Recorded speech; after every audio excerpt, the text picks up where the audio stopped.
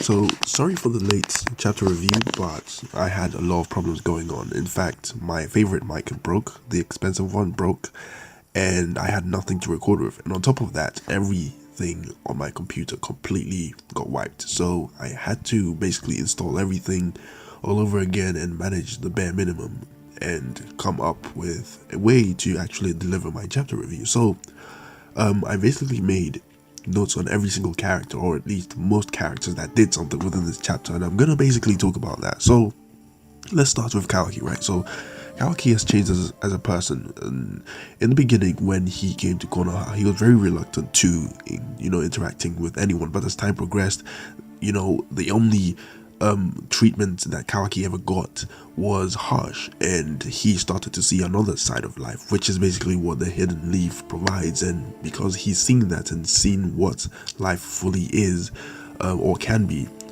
he decided to basically blend in, and that is why he respects Naruto as a person, because Naruto was the one to open him up to that perspective in life. So the other thing I want to talk about is why Jigen will win his fight against Naruto. Why? It is because of two things. Number one is that obviously at the start of Boruto, the first episode, the first scene where Boruto was fighting Kawaki, we can actually see that it seems like he is bad. Now, we don't know the context behind it. However, we do know that Kawaki somehow turns against the Boruto if that is the case. And second of all, Jigen in this chapter actually said that he's going to fix Kawaki's arm. And in that scene where Kawaki's fighting Boruto, we can see that his arm is fixed. So definitely Jigen does get his way, and he does end up taking Kawaki. And Kawaki basically ends up as a bad person if that is the case. Maybe, who knows? Maybe they're staging the fight in order to make Kara think that Kawaki is basically fighting Boruto, but in the end they just end up flipping the switch on Kara in general whilst they pretend to fight. Who knows what is actually going on within that scene. So obviously in that scene also Kawaki said that he will do something to Boruto that he did to the seventh, right? So we don't know what that is. It could potentially be that he sends Naruto to another dimension, and actually that was a theory that most people theorized, and now that we know that the Karma Seal can actually open dimensions and stuff, that is very, very possible, right? So let's talk about Kashin Koji, right? So Kashin Koji panics once he sees Jigen arrive, because he basically sees that Jigen has spotted his toad, and then he dispels the toad, right? He unsummons the toad, and he basically says that the reason why he did that obviously is because he thought that he was actually watching Jigen, but then he found out that Jigen was actually watching him. Reason why is this: that Jigen as a leader decides to test his own subjects to see whether they are reliable or not, and that is why he basically sent them after Kawaki instead of him just doing the job himself.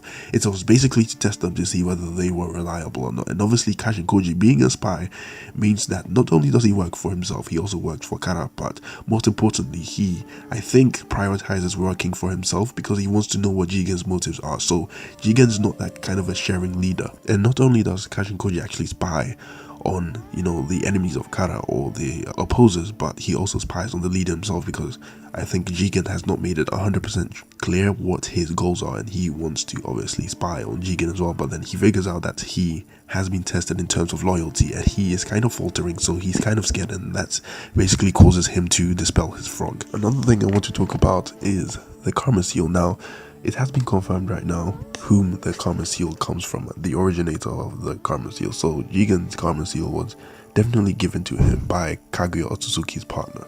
And we know this because if we see Kawaki's palm, he actually has the sign or the logo of Kaguya Otsutsuki's partner. And if that is the case, then Boruto's Karma Seal should be able to turn into Momoshiki's logo as well. And actually, one of my theories, I actually said that the Karma Seal might actually have certain stages, and it has been confirmed that the Karma Seal has stages. So two of my theories so far have been confirmed, and I think the second stage obviously is to transform into whichever person gave you the Karma Seal. So say for example, if Kaguya's partner gave Jigen the Karma Seal, right, whatever he transforms into the person that gave it to him. So the same thing should go for Boruto. Boruto should probably sprout horns and not 100% look like the person who gave him the karma seal, but he will actually develop some kind of features, and I think the most prominent features are the horns, and maybe that is why it's important on these logos or these, murals that Jigen has, that these things are depicted. It's what you get from them. You actually retain their horns. So here's another theory. Maybe the only Otsutsuki's who have the karma seal are those who are depicted on Jigen's mural. Maybe it's only they have karma seals and nobody else, basically. Well, obviously, Kodachi himself stated in the novel that Kaguya Otsutsuki is dead, right? So if that is the case, then people were asking when I made that video talking about what Kodachi said or wrote. People asked why didn't Hamura and Hagoromo actually get the karma seal? And there are many answers to this actually. The first one is that the karma seal didn't exist back then when Kishimoto was writing the manga, and second of all, it hasn't actually not been stated that every Otsutsuki gives you the karma seal. It's only been said that Momoshiki has it. No other Otsutsuki has been confirmed. The only people saying that all Otsutsukis have it are basically theorizing. There is no actual proof that everyone has it, and in fact, people actually thought that Kawaki killed an Otsutsuki in order to get his karma seal, but that wasn't the case. It was passed on, right? And the same thing, people said, oh, maybe the Jigen actually killed an Otsutsuki, but we know that probably might not be the case at all. Maybe it was passed on to him as well. In the same way, it was passed on to Boruto. So you don't have to necessarily kill someone in order to get the karma seal. It is a thing that is passed on. And when Kashinkoji was talking about Momoshiki and, all the other character members were talking about Momoshiki, even when Jigen was talking about Momoshiki, he basically said that Momoshiki managed to pass it on before he died. That's what he specifically said. He didn't say he got it by killing Momoshiki. No, he said Momoshiki managed to pass it on to Boruto before he died. So if anything, it has been confirmed that the karma seal is actually passed on and not given because you killed an Otsutsuki. That is the evidence right there. So I'm just going to leave you with that. So now let's talk about Jigen. In this chapter, I don't really have much about Jigen, but there was only one thing that is confirmed, multiple things that are confirmed. Number one is that he did get his karma seal from Kaguya Otsutsuki's partner. Now, we don't know what happened to Kaguya Otsutsuki's partner, but I do actually have a theory out there that Kaguya Otsutsuki's partner actually might be the Jubi out there, because think about it, right? Kaguya knew to merge herself with the tree, right? So why wouldn't her partner know to do the same thing? And we know that a Jubi is a combination of someone that's living, or at least an Otsutsuki, and a tree. So therefore, it might be like an Otsutsuki secret technique or something like that they do in order to survive or gain immortality to some extent. And maybe that is Kaguya Otsutsuki's partner that is right there, and he gave his karma seal to Jigen, and that is why Jigen basically has it and passed it on to Kawaki, so on and so forth. But it has also been confirmed that Jigen actually has all the 5 chakra natures. If you really think about it, right?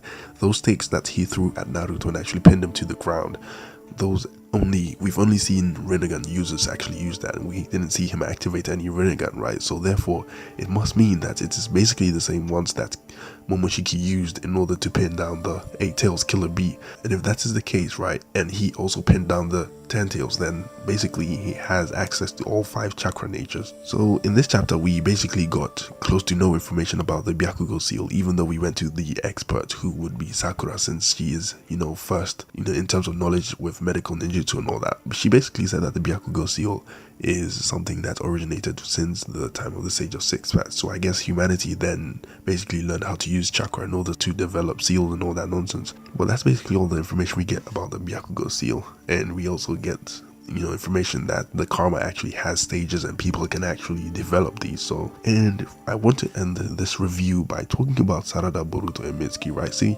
the reason why in the anime Shikadai got promoted to Chunin is because he can actually assess a situation and know that he is not powerful enough to deal with the situation and therefore retreat. However, with these characters, one common trait they all have is that when they see danger, they just go to explore and they actually try to help out when they basically have no say whatsoever in what the outcome is going to be, or whether they are helpful or not. They still go and try to help anyways. And when Naruto was fighting Delta, he basically told Boruto and Kawaki to run away so he can deal with the fight. Now there's a person who's stronger that is there, and Sarada's main instinct is to go there and try help when Ino basically was halfway through with collapsing after she detected Jigen's chakra. That would have been Sarada's cue to basically say, you know what, I need to set this out. But instead, she decides to go to the fight and try and help out, even though she's weaker than her mother and her mother would have been a better candidate to go. But yeah, that is basically why Shikadai got Chunin, is because he knows what situation to be involved in and in which ones not to be involved in. But yeah, that being said, that has been my chapter review. I hope you liked it, and I'm actually doing movies now because obviously I enjoy movies and I'm going to start a movie channel. So once that starts, I'm going to let you guys know, and I'm going to be doing some movies content on this channel and I'm going to be doing stuff on that channel, but eventually I'm going to move all my movie stuff to that channel. So that is one thing I want to announce. And then the other thing I want to announce is that I will be doing a podcast based on people's questions, right? So here and there I will actually post Q&As within my comments or my community section, and I want you guys to ask your questions, and I will actually turn those questions into videos and answer your question fully. So with that being said, I hope you enjoyed my review. You have to like, subscribe, and hit the notification button because I do Boruto videos on a weekly basis. With that being said, I have nothing more to say. Bye.